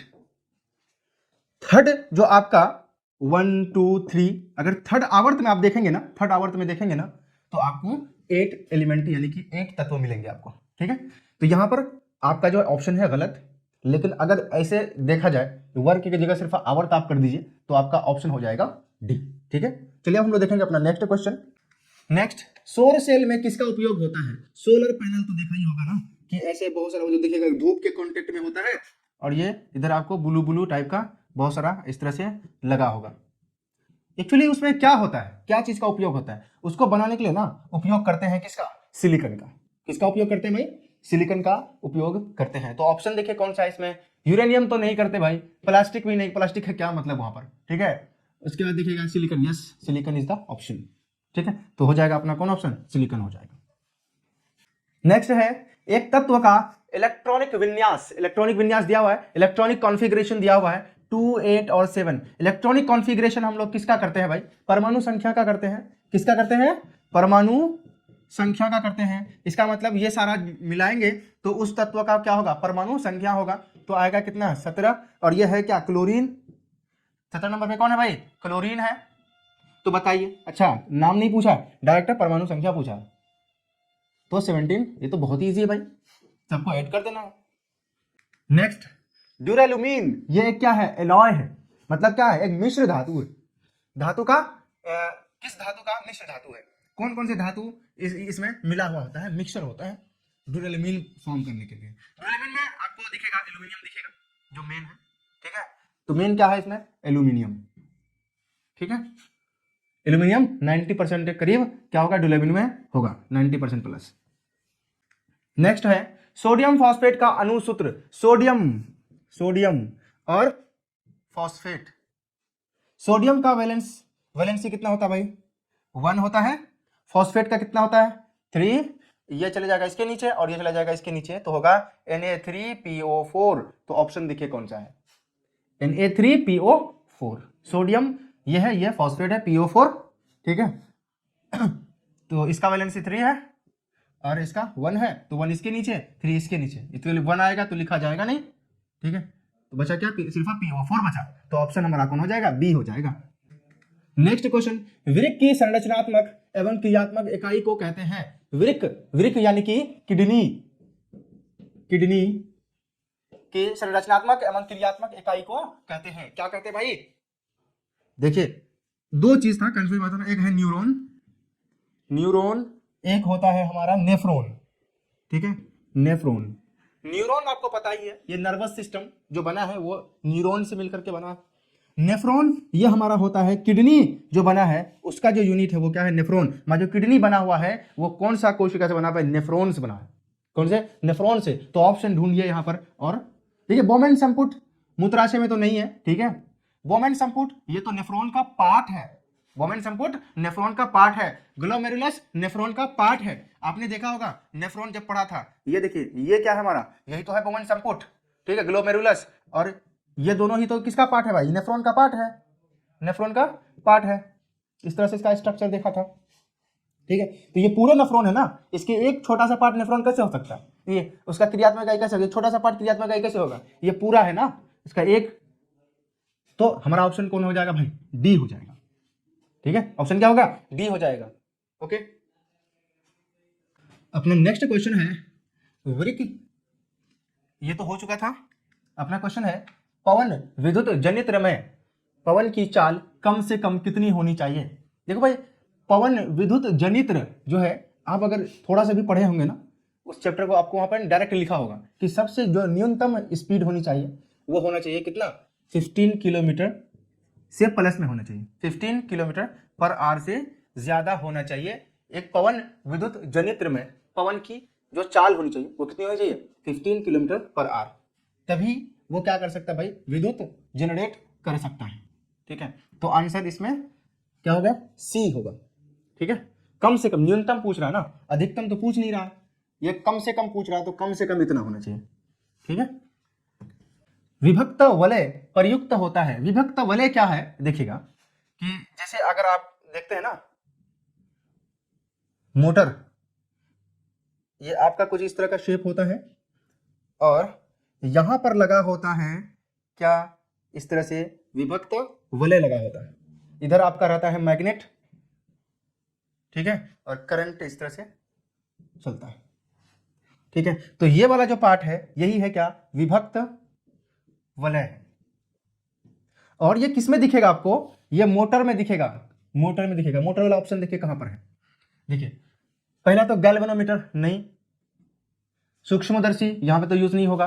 ये किस में यूज हो रहा है, मोटर में हो रहा है, तो मोटर कहां, यहां पर ऑप्शन है। ठीक है, अगर दो जगह मोटर होता तब फिर डिसाइड करते कि भाई डीसी एसी क्या है। ठीक है, तो यहां सिर्फ मोटर से हमें पता चल गया, तो भाई ऑप्शन मेरा क्या होगा, सी होगा। हालांकि ये डीसी मोटर सही आंसर। ठीक है, तो अपना ये ऑप्शन सही है। नेक्स्ट, धात्विक चालकता पदार्थ के अंदर किस कण की गति पर आश्रित होता है। देखो, जब भी करंट मूव करता है भाई, कौन मूव करता है, इलेक्ट्रॉन मूव करता है ना। हमारा जो पार्टिकल है, इसके जो ऑर्बिट है, इसमें क्या मूव करता है, इलेक्ट्रॉन मूव करता है। इस पे क्या चलता है भाई, इलेक्ट्रॉन चलता है। हमारा प्रोटॉन और न्यूट्रॉन वो तो केंद्र में होता है ना, प्रोटॉन और न्यूट्रॉन, ये तो मूव करता ही नहीं। ठीक है, तो मूव कौन करता है, इलेक्ट्रॉन करता है। इलेक्ट्रॉन की वजह से ही बोलते हैं कि इलेक्ट्रिसिटी पास करता है। ठीक है, इसलिए लिखा है धात्विक चालकता पदार्थ के अंदर किस कण की गति पर आश्रित होता है। किस कण की गति पर, तो इलेक्ट्रॉन, क्योंकि गति सिर्फ यही करता है और कोई गति करता ही नहीं। ठीक है, तो ऑप्शन इलेक्ट्रॉन। प्रोटॉन तो भाई केंद्र में होता है, न्यूट्रॉन भी केंद्र में होता है, ये नहीं होगा। ठीक है, नेक्स्ट है बॉक्स टाइप सौर कुकर। कुकर देखे होंगे, सौर कुकर, जो किससे, सनलाइट की ऊर्जा से बनता है। भाग में कांच का ढक्कन रहता है, कांच का ऊपर ऊपर देखिएगा, कुकर मान लिया इस तरह का है, इसके ऊपर जो देखेंगे ढक्कन ना, वो होता है कांच का। ठीक है, कांच का ढक्कन होता है। इसका क्या कारण है, यह देखने की कुकर के अंदर अंदर रखा भोजन पक रहा है। इतना छोटा चीज के लिए वो तो भाई बंद करके भी तो पता चल सकता है। ठीक है, तो ये अभी नहीं, अभी इसको गलत नहीं करना, फिर देखना है सबसे सुटेबल आंसर क्या है। ठीक है, नेक्स्ट है विकिरण द्वारा उष्मा की हानि। यस, हम लोग नॉर्मल कुकर का भी ढक्कन इसलिए भी लगाते हैं ताकि जो उष्मा है उसका हानि ना हो। ठीक है, तो ये तो बिल्कुल अभी सही लग रहा है। आगे देखते हैं, बॉक्स के भीतर धूल कणों को जाने से रोकना, ये तो बहुत छोटी चीज है। ठीक है, इनमें से कोई नहीं। ठीक है, तो भाई सबसे बेहतर यहां पर आपका क्या ऑप्शन है भाई, बी है। ये उष्मा की हानि को रोकने के लिए यूज किया जाता है। ठीक है, नेक्स्ट है वेरी इंपॉर्टेंट, वोल्टता V1 दिया है, शक्ति P1, उसके बाद शक्ति P1 एक प्रतिरोध वोल्टता V2, उसके बाद फिर P2 क्या भाई, इसका प्रतिरोध है। ठीक है, और कहता है कि समतुल्य समतुल्य प्रतिरोध क्या होगा, समतुल्य प्रतिरोध क्या होगा ये पता करना है। ठीक है, मींस रेजिस्टेंस क्या होगा, समतुल्य रेजिस्टेंस, मतलब इक्विवेलेंट रेजिस्टेंस फाइंड करना है। तो सबसे पहले कि P बराबर क्या होता है, P बराबर होता है V by V square by R होता है, आपको पता है। P square by P is equal to V square by R होता है। ठीक है, वोल्टता बाई रेजिस्टेंस। ठीक है, P क्या है भाई, शक्ति है ना। तो अब देखिएगा, इसको हम लोग लिख सकते हैं, P को यहां पे लेते आएंगे, R को इधर लेते जाएंगे। मीन्स ये है आपका P is equal to V square by R है, तो क्रॉस मल्टीप्लाई करेंगे तो हो जाएगा P R by V square, तो R को इधर ही रख लेंगे तो वी स्क्वायर बाई P हो जाएगा, है ना, ये होगा। तो सेम चीज इसको हम लोग लिख सकते हैं कि R is equal to V square by P, बस इसके जगह को एक्सचेंज कर दिए, तो ये हो गया हमारा R is equal to V square by P. तो हमें क्या फाइंड करना है कि फर्स्ट रेजिस्टर के लिए क्या है कि तो R1 पहला जो प्रतिरोध होगा, ठीक है, उसके लिए क्या लिखेंगे वी स्क्वायर बाई, मतलब पहला है तो यहां पर भी फर्स्ट, यहां पर भी फर्स्ट, ठीक, ये R1 हो गया। उसके बाद अगर यही दूसरा सेकंड फाइंड करेंगे तो R2 बाई V2 का स्क्वायर बाई P2 का P2, सिर्फ और सिर्फ P2। ऐसे ही थर्ड रहा तो हम लोग क्या करेंगे R3 is equal to V3 का स्क्वायर बाई P3, ये लिखेंगे। अब कह रहा है कि ये R1 R2 R3 सबको एक जगह लिखिए, इक्विवेलेंट मीन्स क्या, समतुल्य प्रतिरोध। तो समतुल्य प्रतिरोध में क्या होगा, समतुल्य प्रतिरोध मतलब R इक्विवेलेंट मीन्स क्या, P1 R1 plus R2 plus R3, इसको लिखते जाएंगे जितना भी रेजिस्टेंस दिया हुआ है। तो R इक्विवेलेंट यानी कि समतुल्य प्रतिरोध, ठीक है। तब क्या होगा, R1 क्या है अपना V1 का स्क्वायर बाई P1, ठीक, प्लस R2 कितना है, R2 के जगह पे लिखेंगे हम लोग V2 का स्क्वायर बाई P2। इसी तरह से क्या लिखेंगे भाई, 3 V3 का स्क्वायर बाई P3। तो ये हो जाएगा अपना समतुल्य प्रतिरोध। जहां पे 2 रहेगा तो ये 2 को लिखेंगे, जहां पे 3 रहेगा तो ये 3 को लिखेंगे। तो बताइए ऑप्शन में कहीं पर है 3? नहीं है, इसका मतलब थर्ड वाले को ऐड नहीं करेंगे, 2 वाले को ऐड करेंगे, 1 और 2। तो ये ऑप्शन देखिए कहां पे है, पहला ही ऑप्शन यहाँ पे है, V square 1 by P1 V2 का स्क्वायर बाई P2, ठीक है। यहाँ पे P का स्क्वायर है, यहाँ पे दोनों का प्लस है, इसका स्क्वायर है, बाकी सारा ऑप्शन गलत है, एक ही ऑप्शन सही है, वो कौन सा है, ए, ठीक है।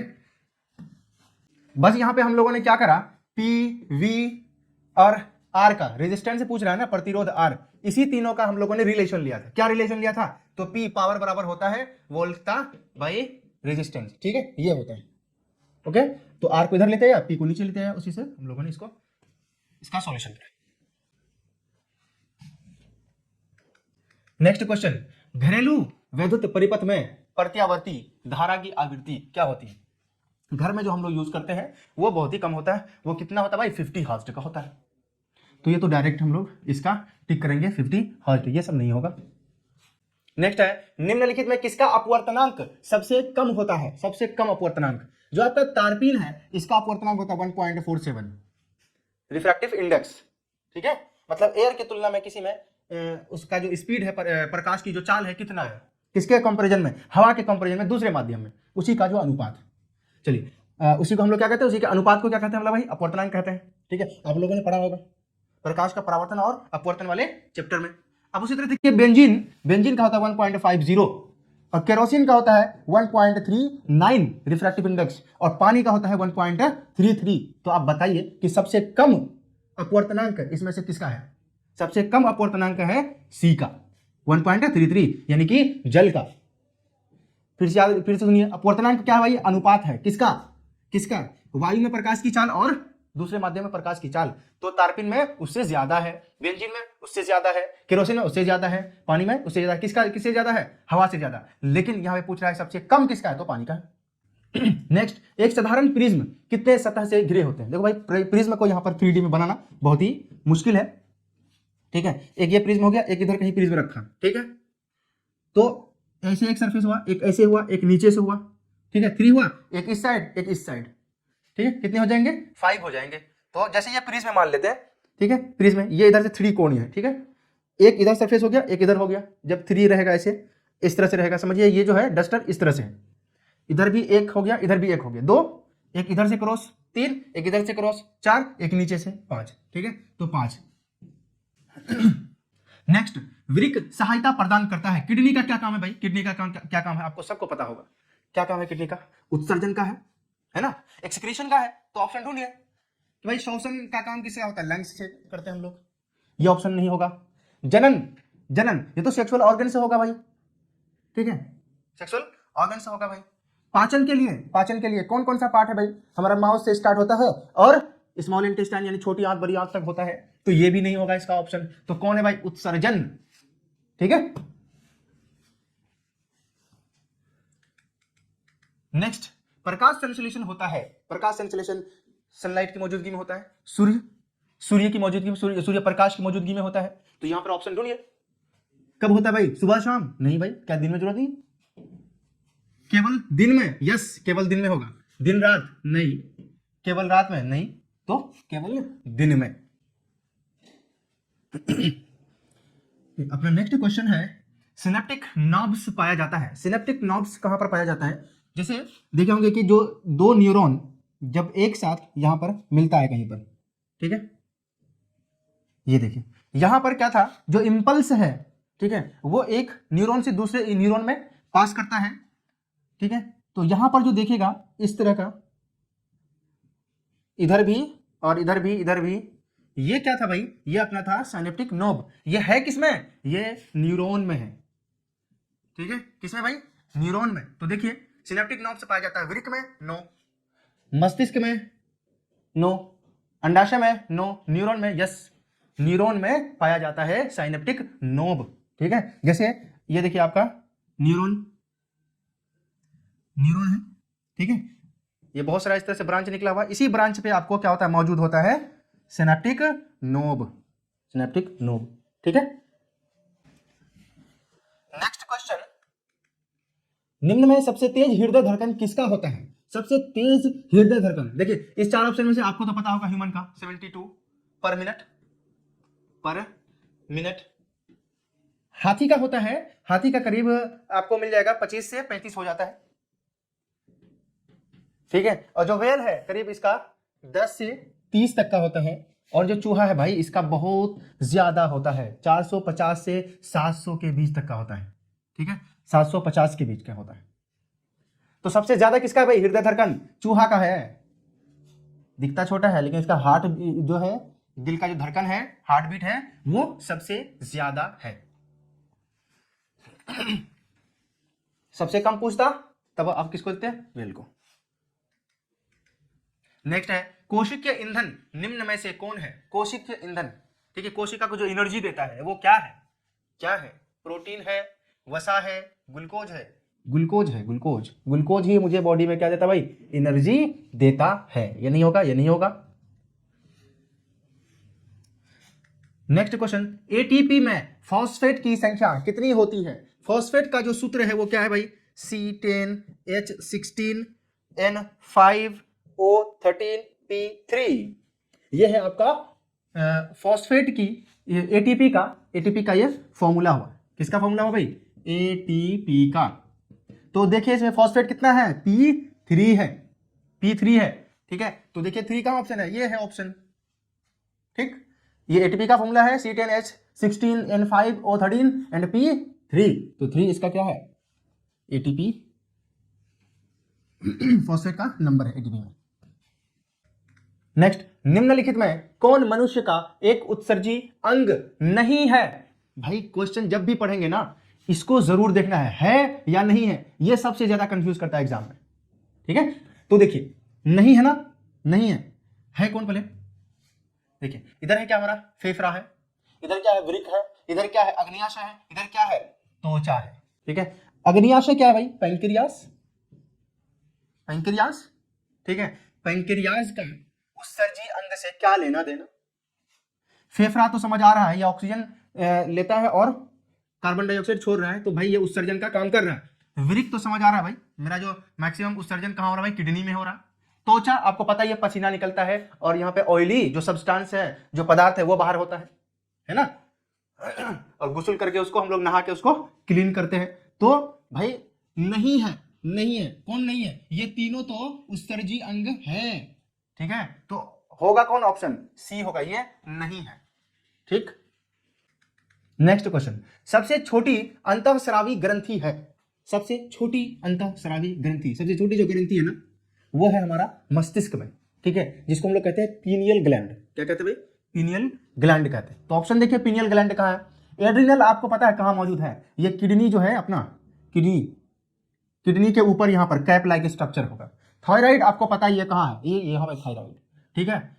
और डी तो भाई में से कोई नहीं है, तो और एक ऑप्शन बचा मेरा क्या? सी, यही है हमारा आंसर, पीनियल जो हमारा मस्तिष्क में, ठीक है। तो ऑप्शन सी सही है। नेक्स्ट, सभी अम्ल जल में घुलकर प्रदान करते हैं। सभी अम्ल, देखिए भाई, अम्ल जल में घुलकर भर भर के H+ आयन देता है, भर भर के H+ आयन देता है। ठीक है भाई। इलेक्ट्रॉन तो भाई गया काम से, तो भाई उसका पार्टिकल है, किसका भाई, एटम का। ठीक है। अच्छा, OH ये आपका बेस, ठीक है,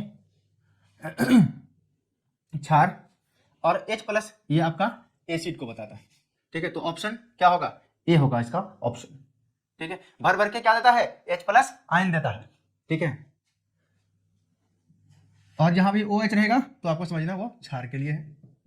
ठीक है, न्यूट्रॉन ये तो भाई मूव तो करता ही नहीं ना, ये तो हमेशा न्यूक्लियस के अंदर, केंद्रक के अंदर रहता है। ठीक है,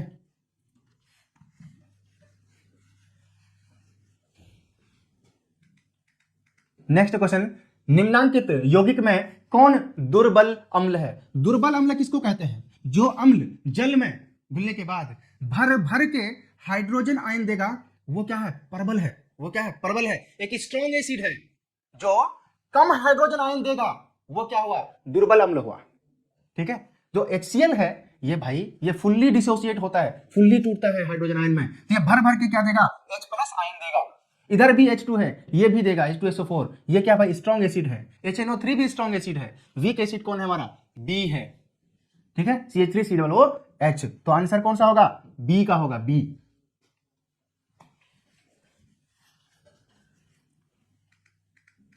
नेक्स्ट, सिल्वर आयोडाइड का रंग कैसा होता है। सिल्वर आयोडाइड जब देखेंगे ना, सिल्वर का जब रिएक्शन होता है आयोडीन के साथ, तो इसका जो कलर है ना वो चेंज होके कैसा होता है भाई, एकदम खूब पीला होता है। ठीक है, बहुत ज्यादा पीला होता है। ठीक है, तो ऑप्शन ढूंढिए कहां पीला, श्वेत नहीं होगा, नीला नहीं होगा, हरा नहीं होगा, पीला, ऑप्शन मेरा सी सही। ठीक है,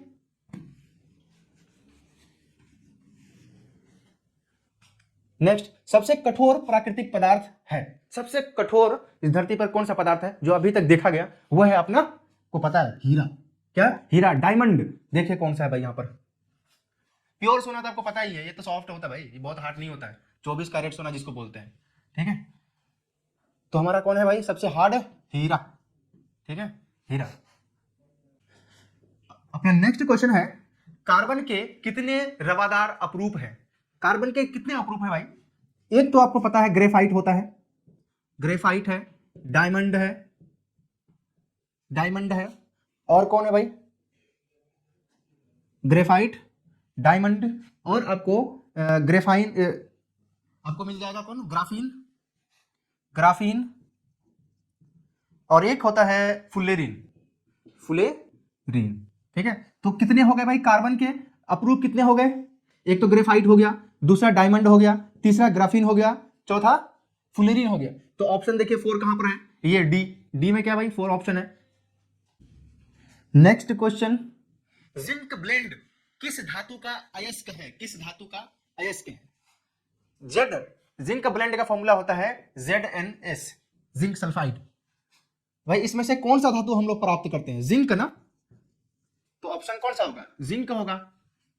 जिंक ब्लेंड से रोस्टिंग कर, ठीक है, रोस्टिंग यानी कि भर्जन करके हम क्या प्राप्त करते हैं, जिंक प्राप्त करते हैं। ठीक है, तो ऑप्शन क्या होगा, बी। भर्जन क्या होता है, जब हम कोई भी सल्फाइड अयस्क को ऑक्सीजन की मौजूदगी में गर्म करते हैं, तो ये जो सल्फाइड है ना, ये ऑक्सीजन के साथ मिलकर के सल्फर डाइऑक्साइड बना देता है और जिंक के साथ हो जाता है ऑक्सीजन।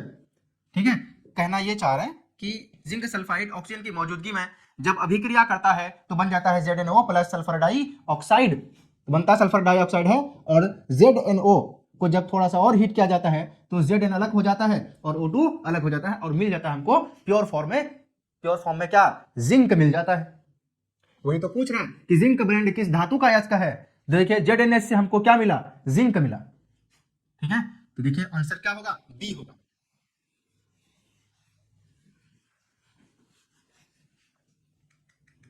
नेक्स्ट क्वेश्चन, नाइट्रोजन के अणु में दो परमाणु के बीच कितने आबंध हैं।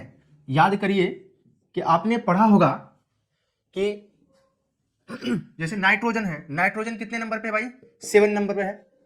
ठीक है, तो इसका जब हम लोग इलेक्ट्रॉनिक कॉन्फ़िगरेशन करेंगे तो क्या होगा, 2 इधर और इधर क्या होगा 5, मतलब लास्ट ऑर्बिट में लास्ट सेल में इसका कितना इलेक्ट्रॉन मौजूद होगा, 5 इलेक्ट्रॉन मौजूद होगा। ठीक है, तो कह रहा है कि 2 नाइट्रोजन, एक नाइट्रोजन एक नाइट्रोजन, 2 नाइट्रोजन के बीच अगर अणु बनेगा, ये दोनों क्या बनाएगा, अणु बनाएगा। ठीक है, तय बात है ऑफकोर्स यहाँ पे क्या होगा, इस दोनों के बीच साझा होगा इलेक्ट्रॉन का, इलेक्ट्रॉन क्या करेंगे लोग, साझा करेंगे, तो संयोजी बंधक बनेगा।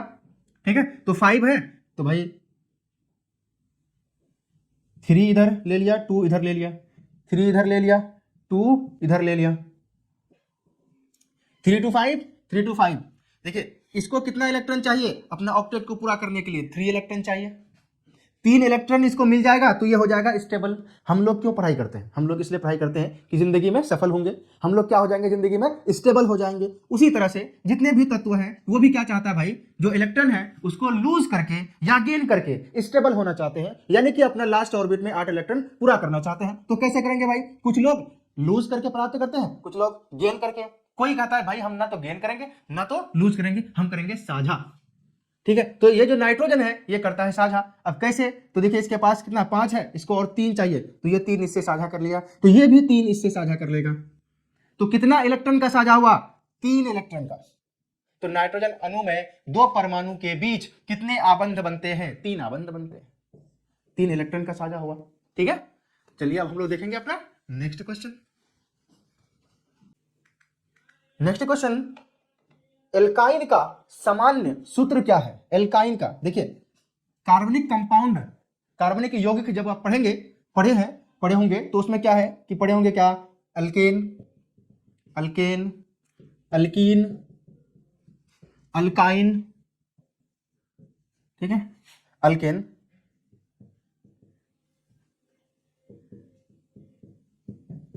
Alkene, alkyne. ठीक है, तो भाई अल्केन का जो सूत्र होता है वो होता है CnH2n+2 होता है, और अल्कीन का होता है CnH2n बस, और इसमें होगा CnH2n-2। देखिए हो क्या रहा है, यहां पर 2 प्लस है, ये 2 माइनस हो गया, यहां पर 2 माइनस हो गया, और यहां पर भी और 2 माइनस हो गया, इट मीन यहां पर 4 माइनस हो गया। इस पे -4 करिए, क्या मिल गया हमको, ये मिल गया, 2 माइनस करिए, ये मिल गया। ठीक है, ये जो लास्ट का जो नंबर है ना, ये 2 करके घटता जाता है। ठीक है, 2 करके घटता जा रहा है। तो आप देखिए पूछ क्या रहा है, एल्केनाइन का, एल्काइन का सूत्र पूछ रहा है। तो एल्काइन क्या है, CnH2n-2। कौन सा ऑप्शन है, CnH2n+2। ये तो आपका अल्केन हो गया, ये तो नहीं होगा। CnH2n ये अल्कीन है, ये भी नहीं होगा। उसके बाद देखिए CnH2n-2, यस सी आंसर होगा, इसका मतलब ये भी नहीं है। ठीक है,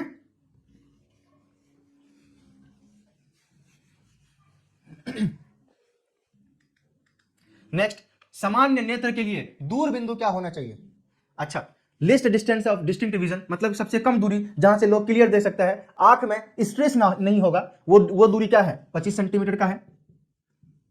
इससे कम में देखेंगे तो हमारा आई में स्ट्रेस पड़ेगा, ठीक है, आंख खराब हो सकता है ना।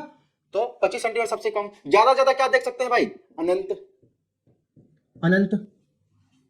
ठीक है, आपने आई वाला चैप्टर में पढ़ा होगा, आंख वाले चैप्टर में। तो पूछ क्या रहा है, सामान्य नेत्र के लिए दूर बिंदु क्या है, अनंत है, अनंत। तो ऑप्शन कौन सा होगा अपना, डी होगा। ठीक है, चलिए अब नेक्स्ट क्वेश्चन,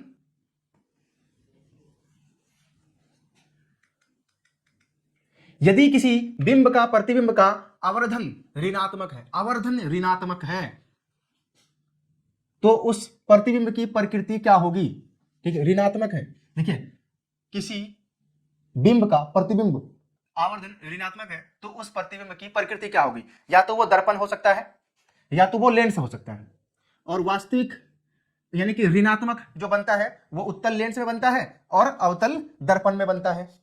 याद आ रहा है आप लोगों को क्या बोल रहा हूं मैं, कि ऋणात्मक अगर आवर्धन है तो वो 2 केस में बनेगा, या तो दर्पण में बनेगा तो अवतल दर्पण होगा, लेंस होगा तो उत्तल लेंस होगा। ठीक है, ऋणात्मक। अच्छा, एक चीज तो खत्म हो जाएगी, इधर तो कहीं ऑब्जेक्ट रहेगा नहीं, इधर ऑब्जेक्ट रहेगा तो वो क्या बनता है, अपना काल्पनिक बनता है। लेकिन पूछ रहा है जब ऋणात्मक होगा तो प्रतिबिंब की प्रकृति क्या होती है, ऋणात्मक होगा तो वो नीचे बनता है। ठीक है, ऋणात्मक है तो नीचे बनेगा, नीचे बनेगा, जब भी नीचे बनेगा उल्टा बनेगा, मतलब प्रतिबिंब उल्टा बनेगा, इधर बनेगा तो उल्टा बनेगा, है ना। अनंत में रखेंगे तो फोकस पर, ठीक है, उससे आगे रखेंगे तो इस दोनों के बीच बनेगा, यहां पर नीचे, हर जगह नीचे बन रहा है। जब नीचे बनेगा तो उल्टा बना, और जो उल्टा होता है वही क्या होता है, वास्तविक होता है। ठीक है, तो क्या बनेगा, प्रकृति क्या होगी प्रतिबिंब की, उल्टा और वास्तविक होगी। देखिए उल्टा और वास्तविक कहाँ है, वास्तविक और सीधा नहीं होगा, आभासी और सीधा यहाँ पे ऑप्शन नहीं है। ठीक है, यहाँ पे ऋणात्मक की बात कर रहा है, आभासी होगा तो प्लस में होगा। ठीक है, उसके बाद आभासी और उल्टा गलत, वास्तविक और उल्टा यस, वास्तविक और उल्टा। ठीक है, नेक्स्ट, प्रकाश के परावर्तन के कितने नियम हैं। देखिए प्रकाश का परावर्तन का भी नियम हम लोगों ने पढ़ा, और अपवर्तन का भी। परावर्तन के भी 2 नियम, अपवर्तन के भी 2 नियम। पहला नियम क्या है परावर्तन का, कि आपतित किरण, परावर्तित किरण तथा अभिलंब तीनों एक तल पर होना चाहिए। और दूसरा क्या था भाई, आपतित कोण, परावर्तित कोण दोनों ही बराबर होना चाहिए। यही 2 था। तो बताइए 2 ऑप्शन कहां, बी। ठीक है,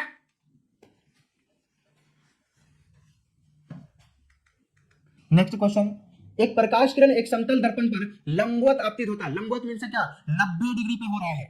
जैसे अगर ये दर्पण है, ये दर्पण है, इस पे प्रकाश किरण 90 डिग्री पे पड़ रहा है, तब क्या होगा, तब परावर्तन कोण क्या होगा, परावर्तन कोण।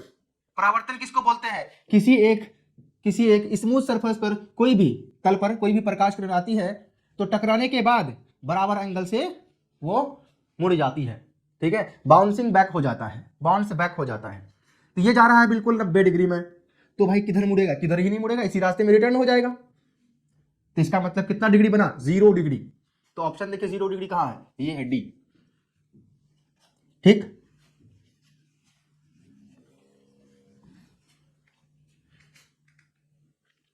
वायुमंडल में प्रकाश का कौन सा रंग अधिक प्रकीर्णन करता है, अधिक प्रकीर्णन करता है, मतलब स्कैटर करता है। मतलब क्या है कि जैसे लाइट इधर से आ रहा है, बहुत सारे कण है, बहुत सारे कण है, वो ज्यादा मुड़ेगा टकरा के। वह कौन कलर है भाई, जिसका तरंग धैर्य कम होगा, जिसका तरंग धैर्य कम होगा वो ज्यादा प्रकीर्णित करेंगे। तो सबसे ज्यादा तरंग धैर्य किसका होता है भाई, सबसे ज्यादा लाल का होता है, और सबसे कम किसका होता है भाई, नीला का होता है। नीला का, किसका, नीला का होता है। ठीक है, अब ये चार्ट को देख लीजिएगा, आपको वहां पे दिखेगा सबसे कम।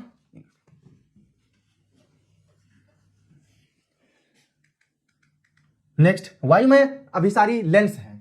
अभिसारी लेंस किसको कहते हैं भाई, अभिसारी जो प्रकाश किरण को एक जगह लाके मोड़ता है, मतलब प्रकाश को मोड़ता है। ठीक है, एक जगह लाता है, दूर नहीं भगाता, पास लाता है।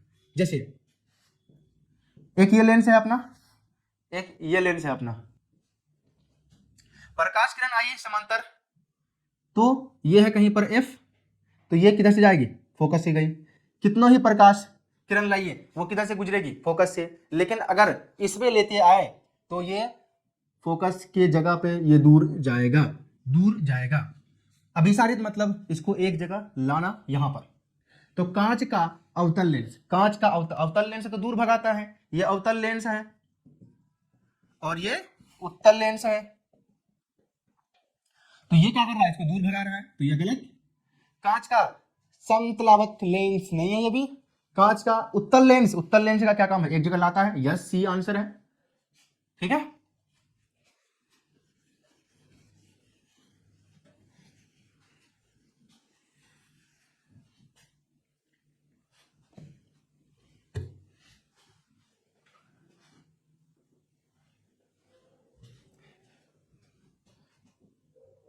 नेक्स्ट क्वेश्चन, जब प्रकाश, यदि अवतल दर्पण का निचला आधा भाग टूट जाए, अवतल दर्पण है, इसका निचला आधा भाग टूट गया, ठीक है, तब कह रहा है तो प्रतिबिंब क्या बनेगा। देखो भाई प्रतिबिंब बनेगा लेकिन कम तीव्रता से बनेगा, कम तीव्रता से बनेगा। ठीक है, तो सीधा बनेगा, इसका क्या इंपैक्ट पड़ेगा, जैसा जहां जो पहले से नेचर था वैसे ही बनेगा। ठीक है, कट जाने से इसका ये बदल नहीं जाएगा। ठीक है, आधा बनेगा, आधा नहीं। ठीक है, कम तीव्रता से बनेगा, यस कम तीव्रता से बनेगा। ठीक है,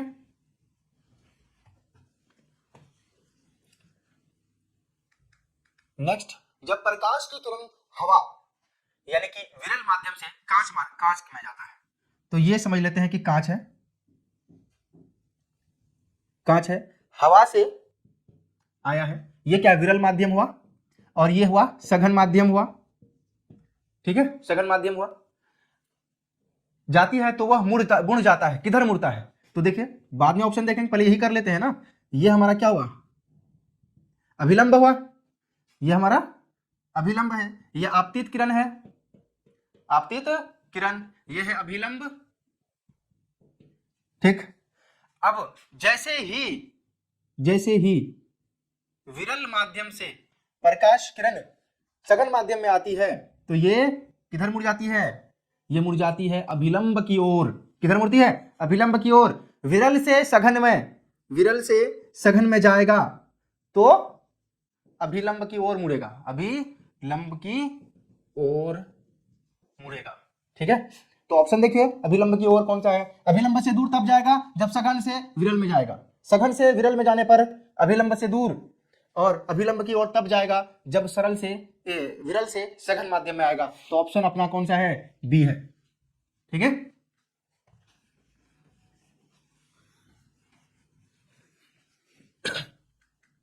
नेक्स्ट क्वेश्चन,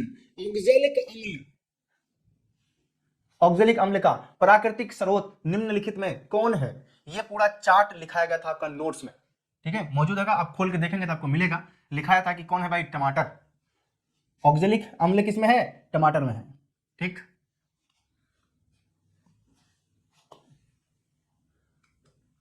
नेक्स्ट है, प्रोपेन का आणविक सूत्र C3H8 है। इसमें 7 संयोजक बंधन है, 8 संयोजक बंधन है, 9 संयोजक बंधन है, 10 संयोजक बंधन है।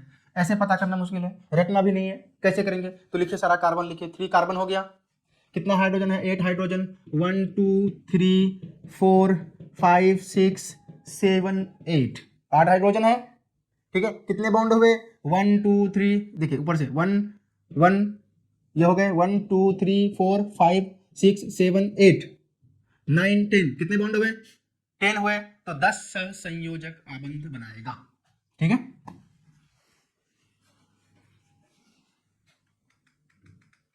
नेक्स्ट है, ओजोन परत किस हानिकारक विकिरण से पृथ्वी को सुरक्षा प्रदान करता है?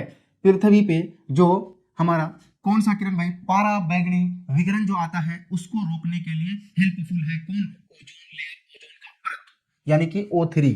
ओजोन परत का फॉर्मूला क्या होता है भाई?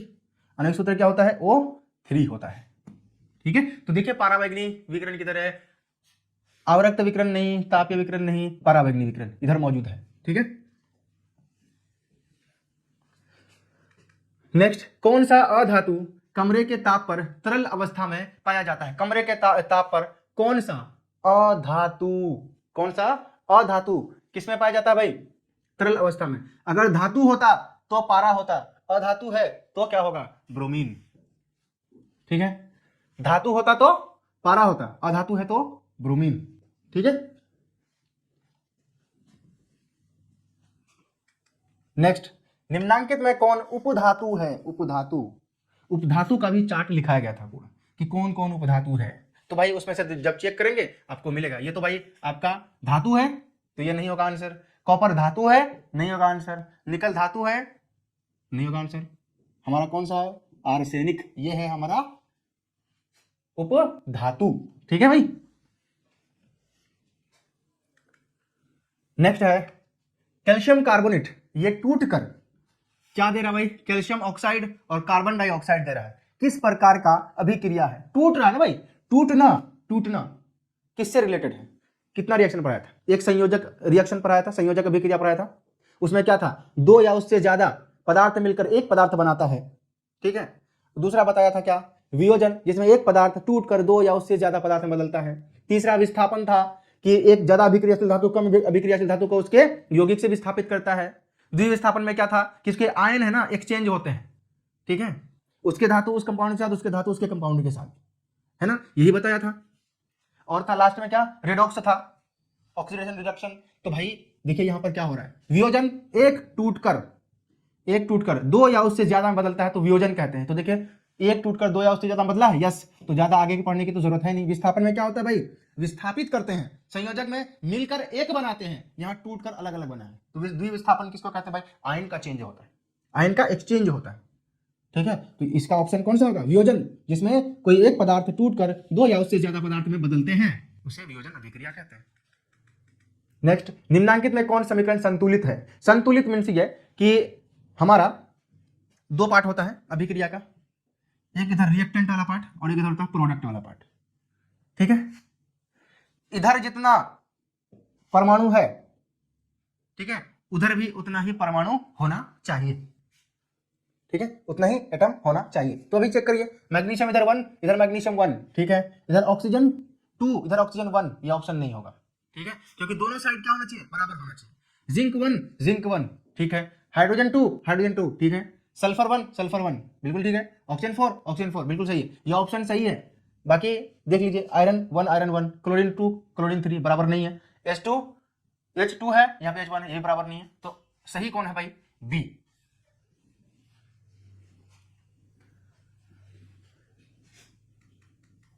नेक्स्ट, कैल्शियम कार्बोनेट है, निम्नलिखित में से किसके द्वारा औद्योगिक क्षेत्र में अम्ल वर्षा होता है? औद्योगिक क्षेत्र में अम्ल वर्षा, अम्ल वर्षा का सबसे बड़ा कारण क्या है? कि जो हमारा औद्योगिक क्षेत्र है वहां पे एक ऑक्सीजन, एक गैस रिलीज होता है जिसको हम लोग कहते हैं sulphur dioxide, SO2। Sulphur dioxide जब ये जल के साथ मिलता है तो ये क्या, कौन सा वर्षा करता है भाई? ये अम्लीय वर्षा करता है। तो बताइए सल्फर डाइऑक्साइड कहां पर है? जो ऑप्शन में सल्फर डाइऑक्साइड है वो हो जाएगा अपना सही आंसर। तो कौन हो गया भाई? बी।